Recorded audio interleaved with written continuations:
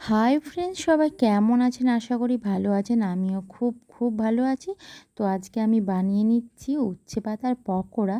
একটু অল্প করে বেসন, পেঁয়াজ কুচি, কাঁচা লঙ্কা কুচি আর হলুদ লবণ দিয়ে মাখিয়ে নিয়েছি।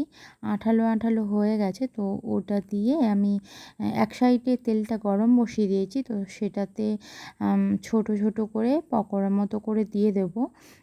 সেটাতেই দিয়ে দিচ্ছিলাম। তবে আমি যেই ভুলটা করেছি, তোমরা সেই ভুলটা প্লিজ করো না। কারণ ওটা পাতাটাকে কুচানোর পরে একটু লবণ দিয়ে তোমরা সবাই লবণ হলুদ দিয়ে একটু জলটা বের করে তারপরেই মেখে ভাজবে। কারণ আমি জানতাম না, সেই কারণে ভেজে নিয়েছিলাম। তো একটু বেশিই তেতো লাগছিল। গরম ভাতের সঙ্গে খেয়েছি, কোনো প্রবলেম হয়নি, তবে একটু বেশিই তেতো ছিল আর কি। গরম ভাতের সঙ্গে টেস্টটা খুব ভালোই ছিল, ভালোই লাগবে। আর তেতো তো শরীরের পক্ষে খুবই ভালো জিনিস। তো সেটা না খাওয়ার মতো কিছুই নয়। তো একবার সবাই করে বানিয়ে খেয়ে দেখুন, ভালোই লাগবে গরম ভাতের সঙ্গে। খেয়ে দেখতেই পারেন, কোনো অসুবিধে নেই। আর আমি এর সঙ্গে রান্না করেছিলাম একটু চিকেন।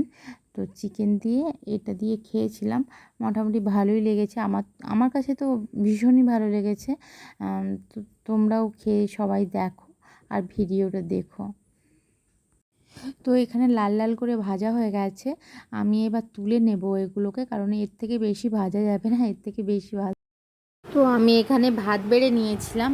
ভাত বেড়ে ভাজা হয়ে গেছে, তুলে নেব। ভাতও বেড়ে নিয়েছি এক সাইডে। তো আমি খেতেও বসে গেছি। আর সত্যি খাওয়াটা অসাধারণ হয়েছিল। গরম ভাতের সঙ্গে দুর্দান্ত লাগছিল খেতে। তোমরাও বানিয়ে খেয়ে দেখো, ভালো লাগবে নিশ্চয়ই। আমি ওগুলো খাচ্ছিলাম। আর সঙ্গে ছিল কাঁচা পেঁয়াজ, কাঁচা লঙ্কা।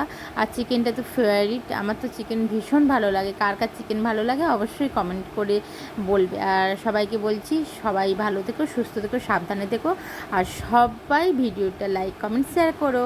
টাটা।